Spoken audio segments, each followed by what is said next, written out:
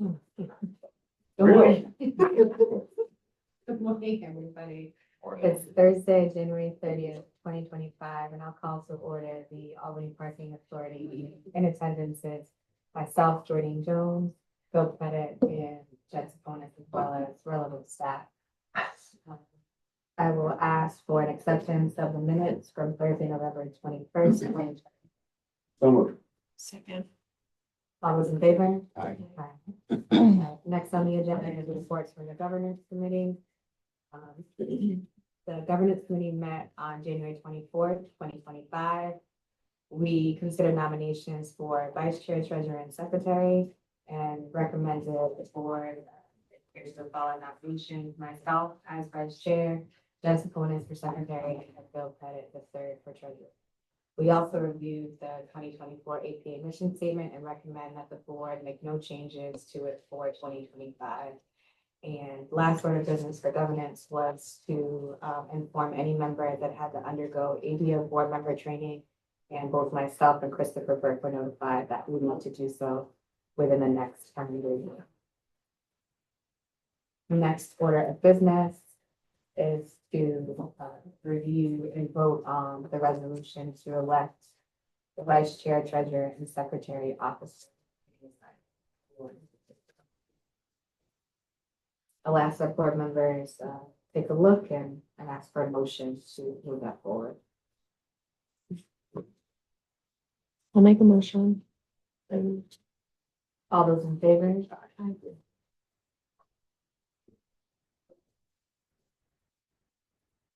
Next order of business is resolution 2025-0102 to approve the mission statement annual performance measurement results from 2024 and improve performance goals for the upcoming year. So I'll ask that board members review and also use that motion forward as well. I move that we accept, I move we approve resolution 2025-01. I'll second. All those in favor? Next, our report from the finance committee.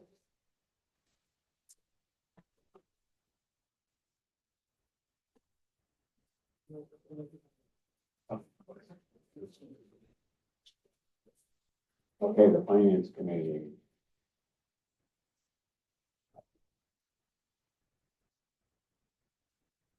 Really?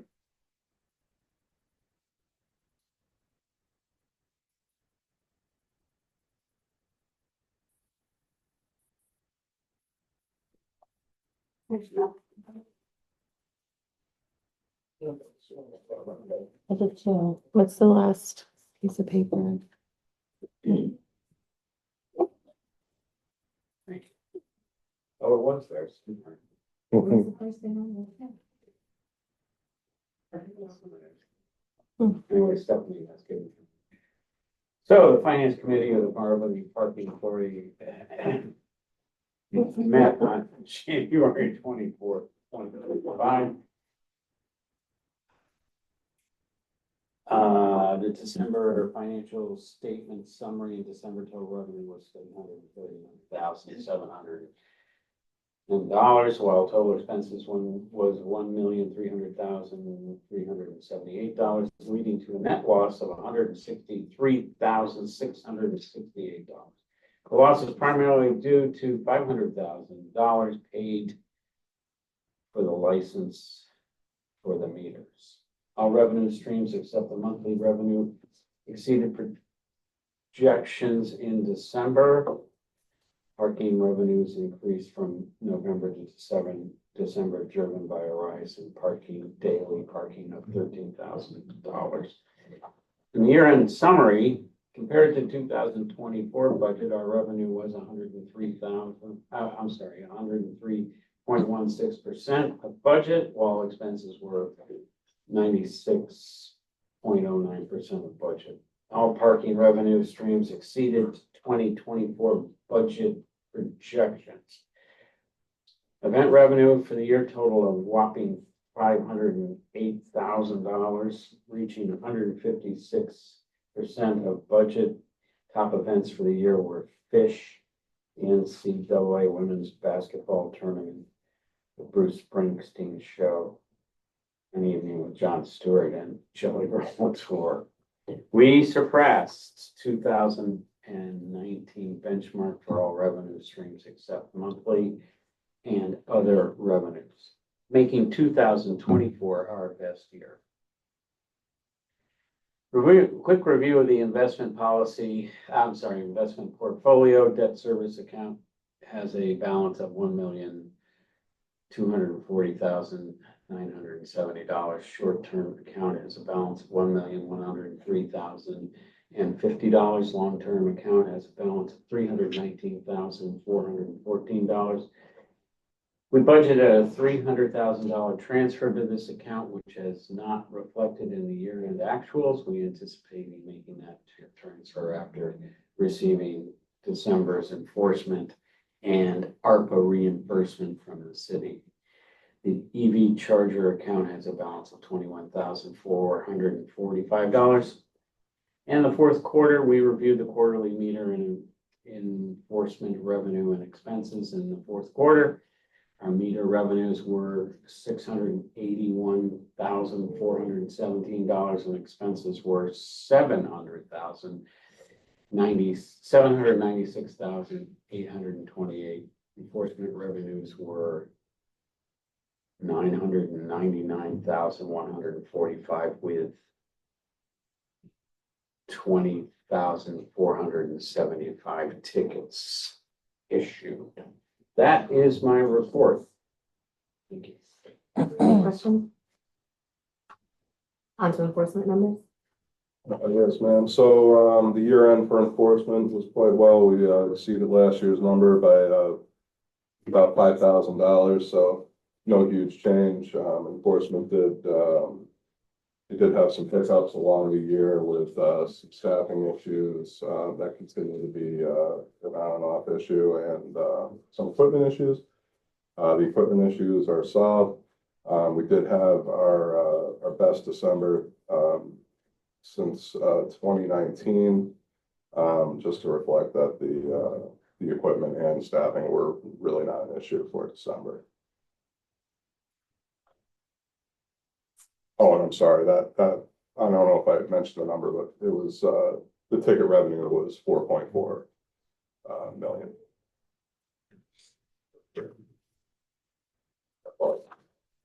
Any no questions? We'll move on to communication. I have no communications.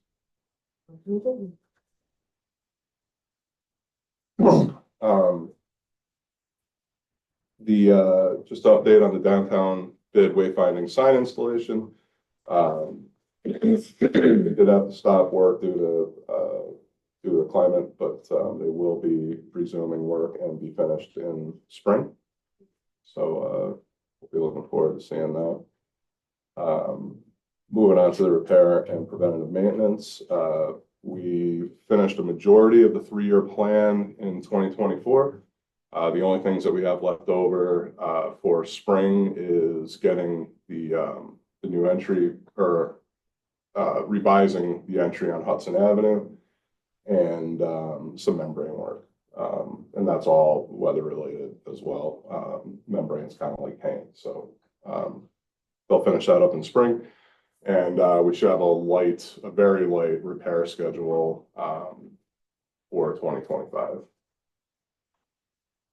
Our digital signs, again, we're just waiting for delivery on some equipment.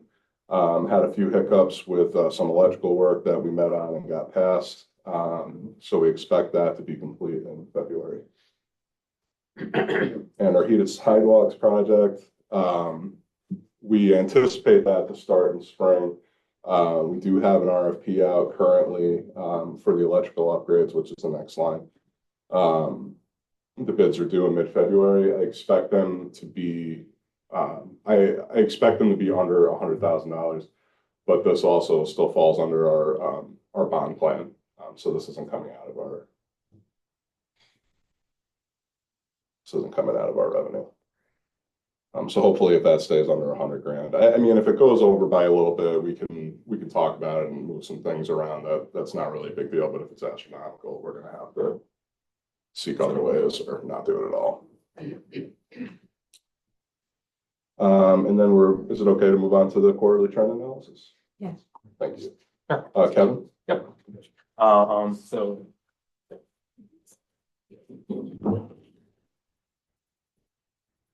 Cool. So we ended 2024 with 2,225 active monthly passes. This was down 5% over the previous year. The majority of that loss came from corporate passes, which saw an 8% decrease over the previous year, and we ended at 1,704 active corporate passes. Individual passes saw a 16% growth last year. We ended with 341 active individual passes. Residential passes, we ended with 98 active residential passes, which was a 22% growth year over year. And we did see a 32% drop, approximately 40 passes in our legacy passes. These are the discounted rate plans that were enacted, I want to say like 8 years ago. We don't sell passes at this rate anymore, so they're low-level, undervalued passes. So as they burn off, we replace them with individual passes. In December, we sold 39 new monthly pass subscriptions. It had a loss of 29 passes. And for revenue, that would be approximately $5,000 in new pass sales in December, with a loss of $3,000 in pass cancellations. For event revenue, we finished for nights, weekends, and event revenue, we finished the year with $602,513 in event night weekend revenue. For events, it was $510,000. This was a 79% growth over year. So that's awesome.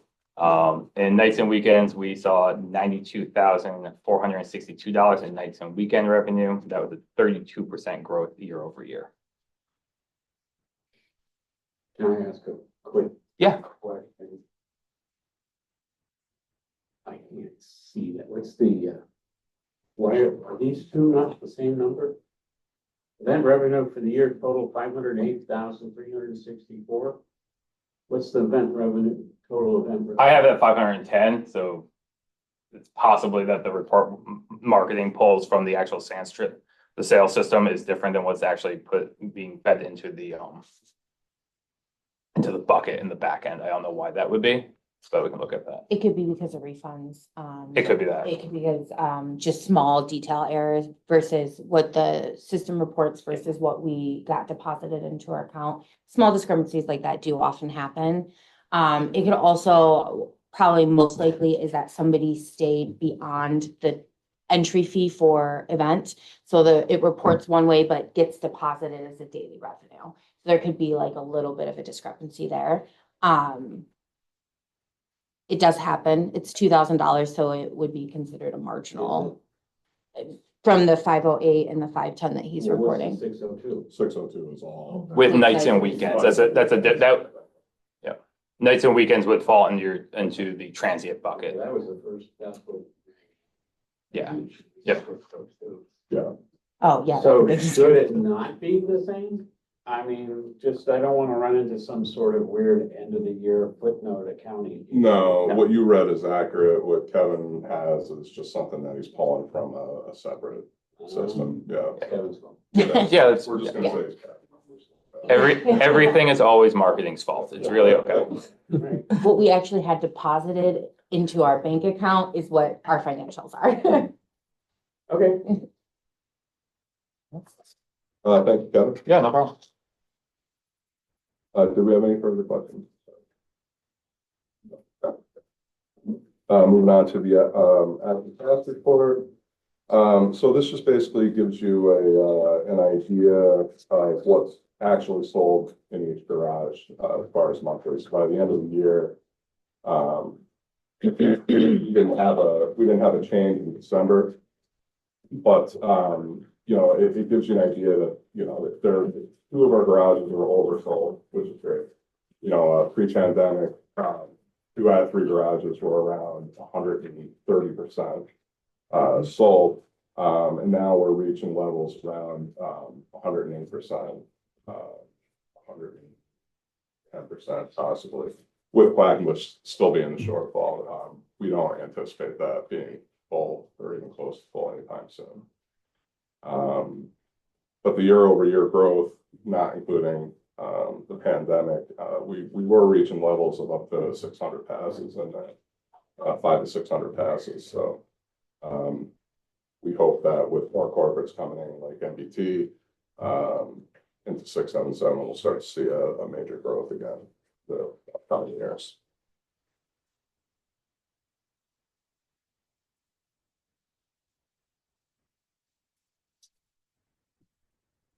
Daily rate structure, I think. Okay, so the daily rate structure, we are proposing a slight increase in our daily rate, not our monthly. We would like to go from a $13 max to a $15 max. We haven't increased this rate in over 15 years.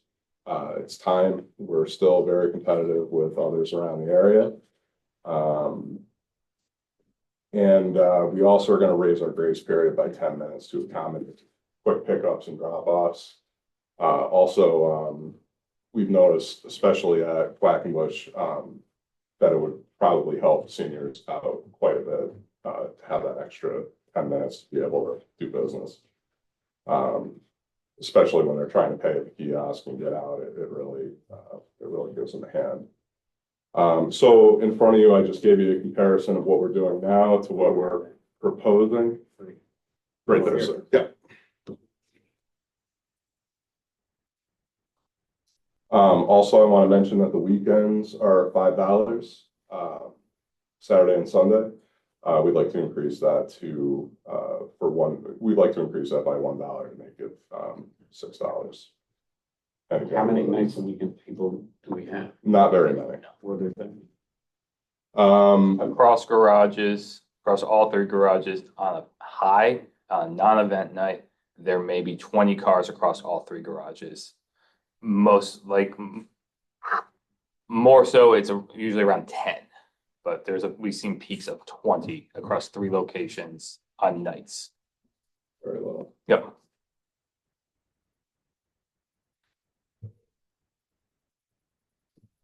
So I just wanted to get the board's thoughts and feels before we implement this.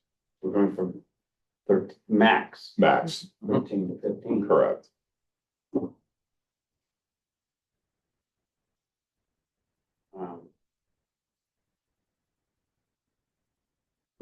How many people max out? I think when session is in, quite a few. Other than that, not very many. Not very many max out. So Those the, aren't whole numbers. well, Kevin could probably give us a little better of a number, but I think the impact that would make a difference to us is that it's in the first and second hour that we're raising this rate. What? It's in the first and second hour that we're raising the rate. So the first hour was second and third. $2, and now it's going to be $3. The second hour was $2, and now it's going to be $3. Oh, I see what you're saying. Oh.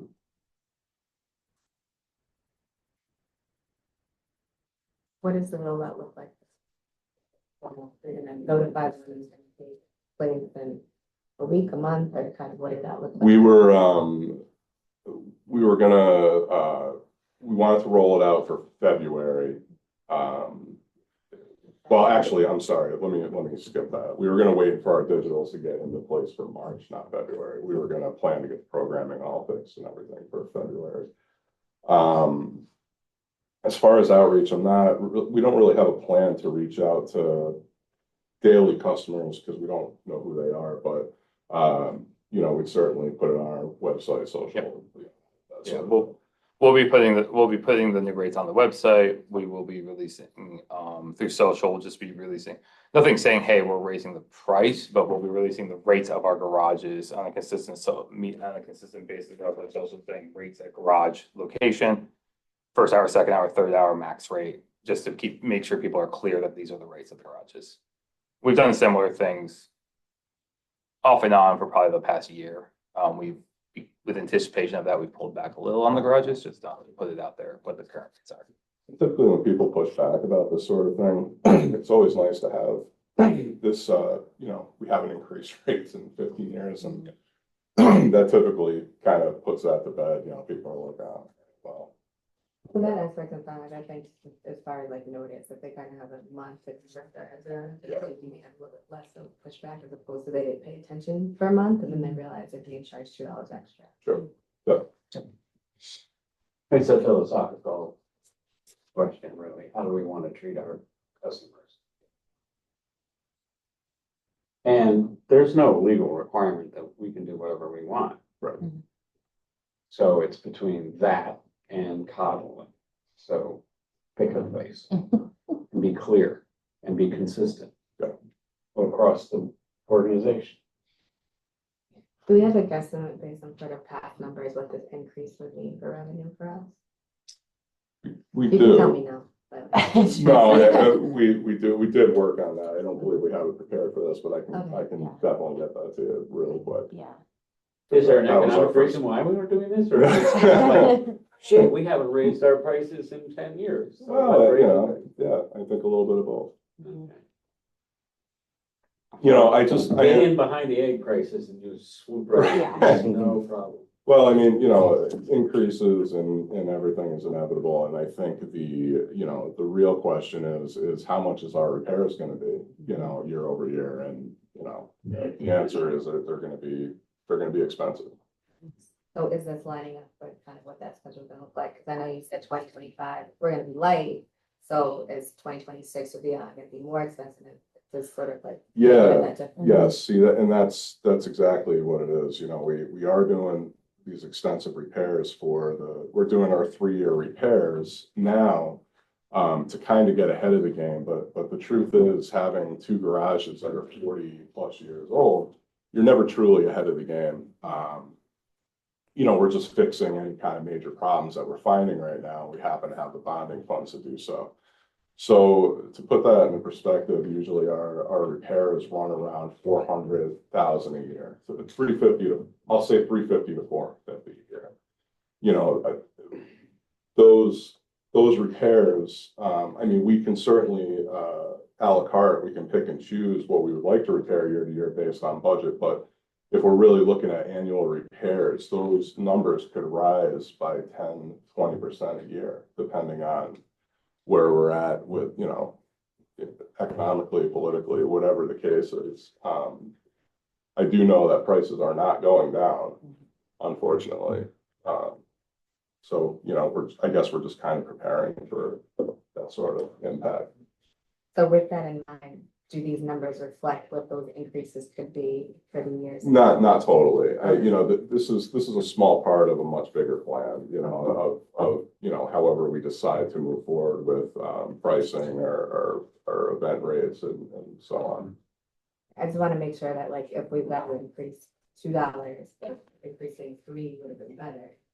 Or whatever we have to, Right. look down the line. I think this, we don't want to increase now. We haven't increased in 15 years and we're increasing next year to make up for the shortfall, so just to kind of have that holistic Sure. picture in mind. So that way we're increasing, at the right time for the right amount for what we do have coming up. Yes, ma'am. Yeah, this is a very small part of a larger picture. And I just feel at the end of the day, it's just time to make this move. But I certainly understand what you're getting at, for sure. So if the board has no problems with this, we'll implement it in March, as soon as our boards are in. In that time, we've had 3 different executive directors, and so 3 different philosophies on how we handle keeping up with inflation, because that's all it is.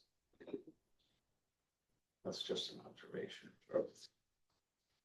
And I know Chris isn't here, but had he been employed? Yes. Okay. Yeah. And he was in agreement. Okay. Yeah. We don't need a motion. I don't believe so. Go right ahead. Oh, thank you. Thank you. stand.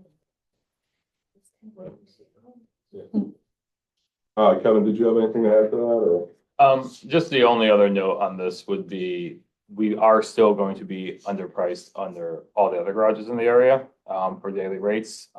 15, actually, the 15 puts us equal to one other garage. Everything else is running at $18 to $25 max rate for the day. And some of those don't even have 24-hour parking. So we are not going over the threshold of anything else in the area.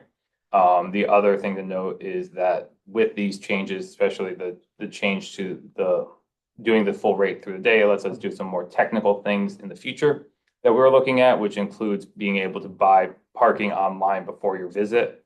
And when for visitors coming into town and for events through an app, through our flash system, we are unable to do that right now with basically the break in the rates on the weekend. We wouldn't be able to price it fairly for people buying. So this will help with that as That well. would be great if you prepaid. Yep. So that's the end goal of hopefully having prepaid parking in place, or at least testing by the end of the year. How does that work by plate? How does that work? They buy it on their phone to get a QR code. They come to the garage to scan the QR code. So it's like a Guarantee a validation. spot? It doesn't guarantee a spot, it guarantees access. It does, however, take the inventory out of our flash system. So the system already thinks a car's in there once the pass has been purchased. Oh, okay. So yeah. Alright. Yep, It unofficially does. And we have the infrastructure on like the Yes. software side. Yep. Absolutely. we'll be doing testing to make sure, and we'll try it out in some medium-sized events. How For much is full the rollout. county lot over there behind the MVP? The garage? Yeah. So they do have they have a flat rate of, they are the only ones lower. Technically, they are $8. There's never availability in it. It's not a dollar rate, it's a flat rate. And it's generally offline whenever there's a show coming in. It's about 90% filled with monthly passes. For $8 a day. No, their passes are $145 a month. Oh, right. What are ours? Individual, our highest pass is 135. We have a tier from 115 to 135. So it looks like it is, but it's not available. It's like selling. Right, they probably fit about 50 cars in there at max a day. If they have And that is it space. convention center or what? The convention Theater center- there, that's like 20 spots, isn't it? Yeah, the convention center doesn't have public parking unless there's a convention. It fills up almost instantly, and they do charge more. Across from the convention center is the Wellington, Yeah, and that is upper 20s. Yeah. For the space. I want to say it's somewhere between 22 and 28 for a max day. The highest is the Hilton, and I believe they're in the 30s for a day rate. I mean, good for them. but whatever. Yeah, yep. all right, that was fun. Thank you. Meter update?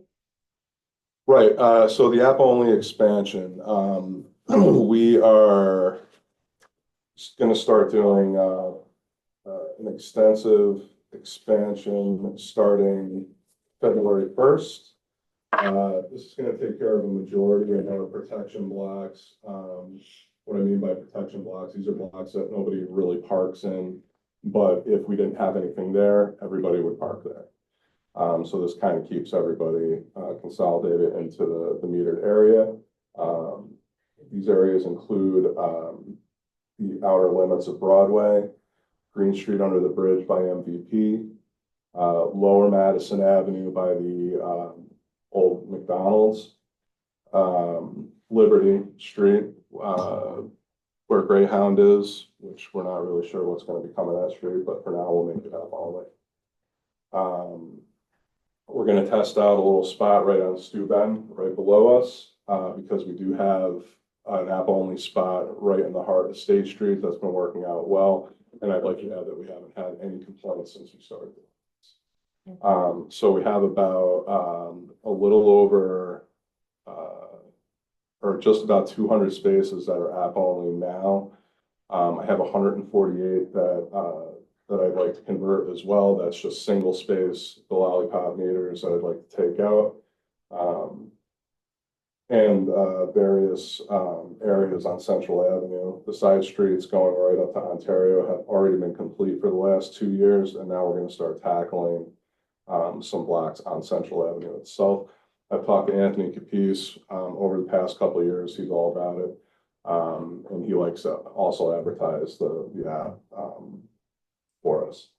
And then we're going to try out a spot on Upper Madison, by, juniors in that area, at the police station.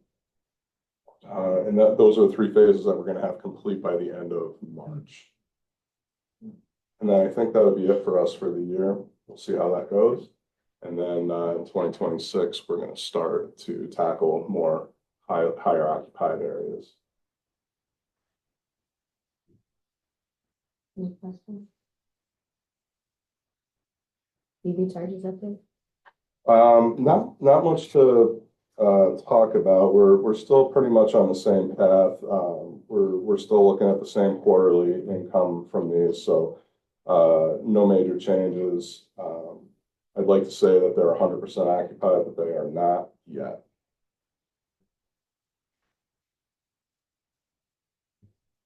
Any questions about EVs? Grant update? Grant updates, okay. We have been fully reimbursed from the city for our ARPA grant. It was $100,000, so we're happy about that. We're still waiting for ESD for our final paperwork to receive that reimbursement. I believe that was in the 50s that we're waiting for. And the raise grant that we've been talking about to demolish Garage 2 and rebuild for 30 to 40% more spaces. That grant was changed to build. So no real changes to the criteria. We got a little nervous because we thought that the grant was going away this year. We're not really sure how this is going to turn out with the new administration, but we're just gonna keep on course. And Jen, I appreciate your help with when we reach the NEPA part of this. Any questions about the grants?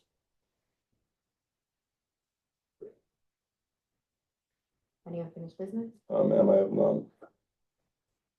Or do we need to go into executive? Yes, please. We're going to executive.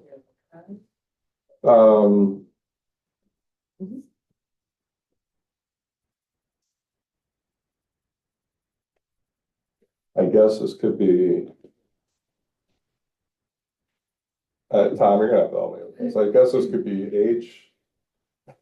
The proposed acquisition sale. Mhm. Yeah. Yeah, probably proposed acquisition, security, some asset, public value, but only when the publicity was substantially affected by either. Right. Yes.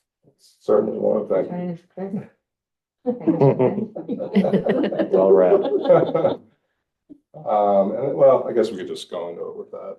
I got a couple other items, but Yeah, that's fine. Are there any other paragraphs that are applicable and we can cite I them? guess, Like the appointment of a particular person or corporation, are you gonna talk I about suppose that could be one as well. And that Okay. was, that? Yeah, that's F.